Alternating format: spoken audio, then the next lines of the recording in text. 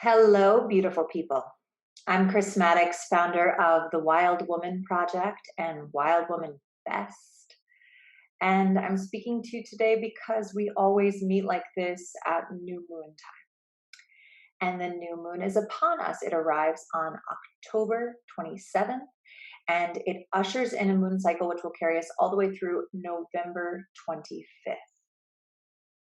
So, this beginning of the moon cycle is opening a chapter, a chapter in which on any given night we can stand out under the night sky and we can look up.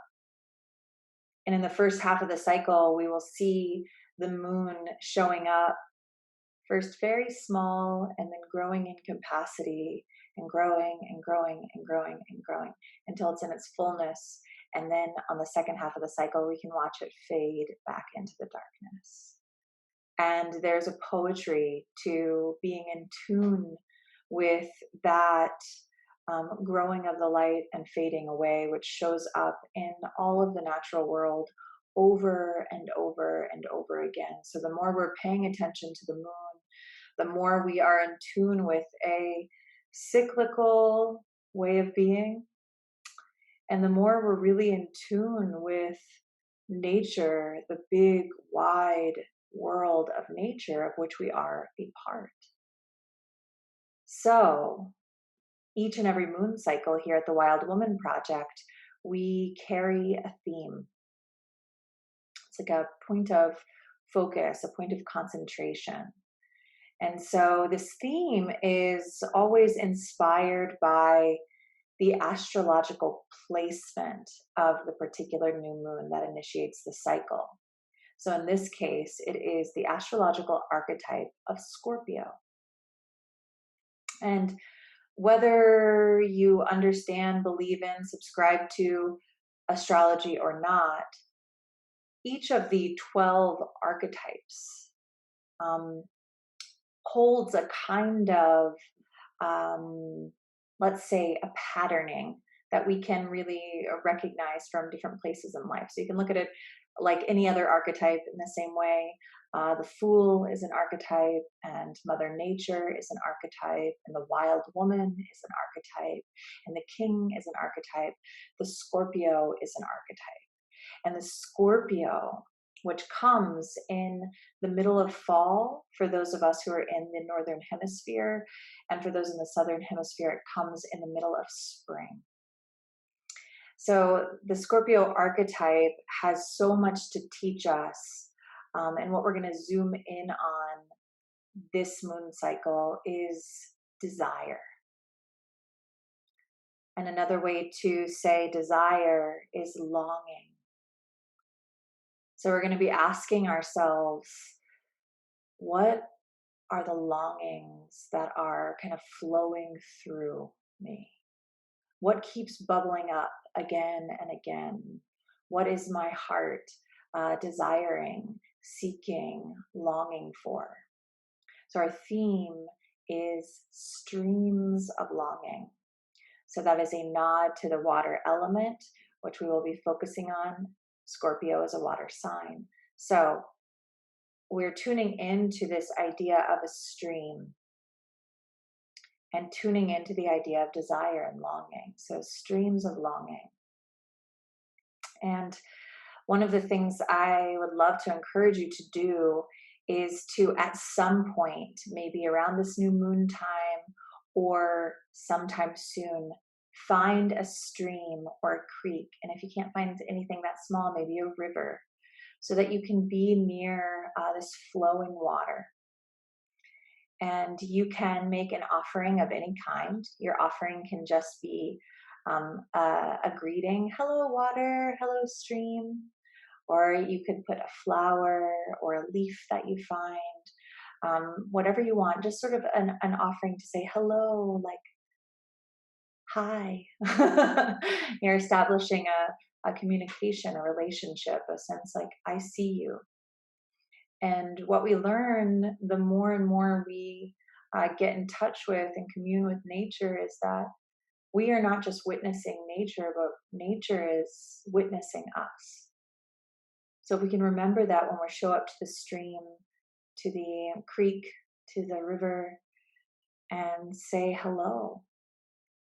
And on this particular morning, I happened to have that little stream that flows right around where I live and where my office is.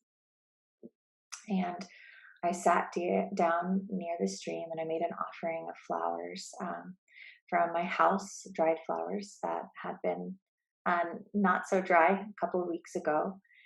And I greeted the water and I said, "Do you have any messages for me?" And then I waited and I tried to open up all of my senses, really seeing, really listening, really feeling, touching. And it was just a few breaths, and I saw a little crawfish begin to walk inside of the stream. And I just watched it.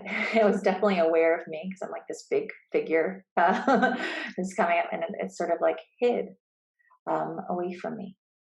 And one of the things that that meant to me in terms of receiving that as a message from the stream was there's a whole world down here.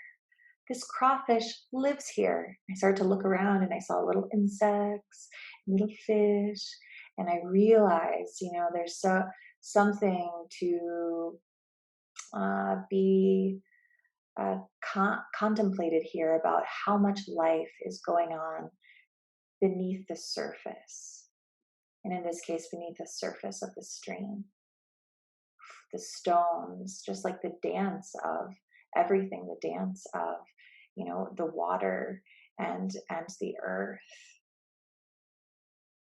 So, another thing that comes through now that I'm telling you this out loud, which didn't occur to me in the moment, was when that crawfish sort of like hid from me, that little hiding. It's very Scorpio. Scorpio is very veiled. It's the part of our consciousness which is like veiled. It's the mysteries. It's the depths. And there's a way in which I think the sacred is always playing peekaboo and hide and go seek with us. And I know for one of the lines that's been running through my mind and my heart as we're beginning to contemplate this streams of longing theme is that great line from Rumi, which is, "What you seek is seeking you." So there's this sense of seeking in our longing, and maybe an invitation for hope that it's seeking us back. So that's like the union of all things. So that's one message that came through the stream, and the second message was I was drawn to the sound. I started to listen to the sound, and as I listened to the sound, I could feel the linear part of my mind softening and like the right hemisphere of my brain just sort of opening up.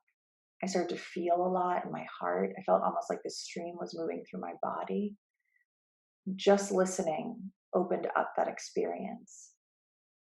So, there's something there about shutting our mouths and listening to the subtleties, and it can be so soft, the sound of a stream. But when we breathe and we listen and we're paying attention, I think there's a lot of potentiality in that experience and magic.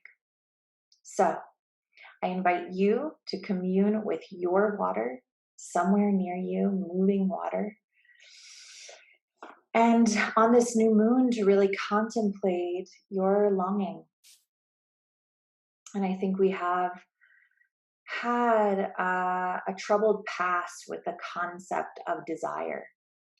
And there has been a lot of dominant ideology which has imposed that desire is somehow sinful or wrong. And I do not believe that that is true.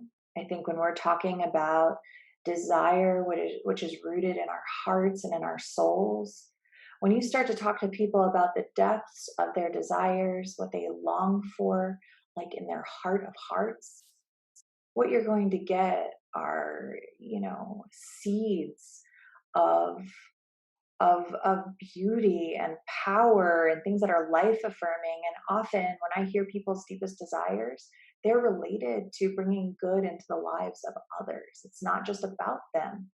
It's not just about us. It's about everything. So I think one of the things that is happening with the reemergence, the resurrection, the healing of the feminine principle in our consciousness is a reclamation of our desire. Desire is something that is sacred and right and good, because what we desire, when we're in touch with that, and even actually when we're not in touch with that, it can be totally subconscious. It really forms our actions. It shapes our life the way that the water coming through shapes the land around a stream.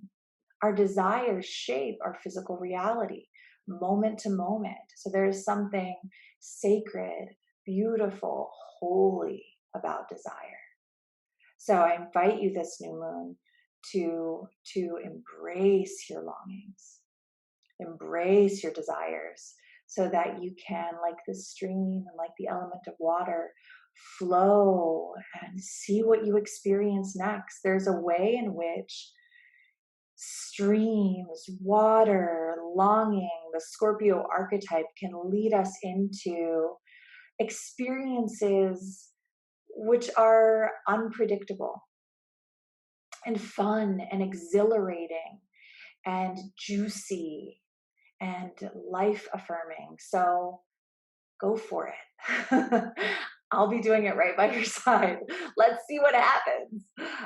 So, if this idea, if you'd like to explore the streams of longing theme in a group setting, there are Wild Woman Project circles happening all over the world by trained facilitators, and you can expect to show up. There will be meditation, there will be sharing, there will be intention setting, there will be ritual, and other fun things that each facilitator, brings in her own special magic too.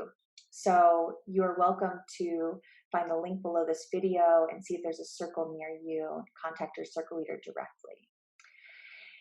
And if you want to explore this a little more deeply, about halfway through the moon cycle on 11/11, November 11th, the day before the full moon, we will gather online for Wild Woman School.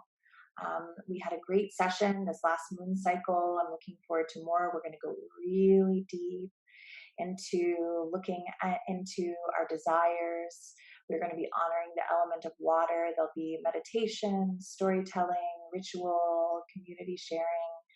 It's a very, very sweet, soul nourishing experience. You can be there live, or you can sign up and receive the recording later. So you can find all the details for that link below the video, Wild Woman School. And finally, this moon cycle initiates our fall session of Wild Woman Project Circle Leader Training, which is a 7-week online program where wild women all over the globe meet up, and there are lessons, live classes, there are telecircles, so you're meeting, online, a whole group in a facilitated circle every single week for 7 weeks. And by the end of it, you will have explored the wild woman archetype, creating sacred space, nuts and bolts of leading a meditation, and all sorts of just yummy nature, moon magic. And it is a really, really powerful experience. So if you're called to hold a circle, public or private, with just your friends, you are very welcome to join us for these 7 weeks. As of this recording, we are very near capacity, and we do tend to sell out this training each time. So I would act swiftly if you really are feeling like you want to get in there for the fall session. So thank you so much for your attention today. I'm wishing you an extra juicy new moon time, really embracing your desires and holding in your heart that idea from that line of Rumi. What you seek is seeking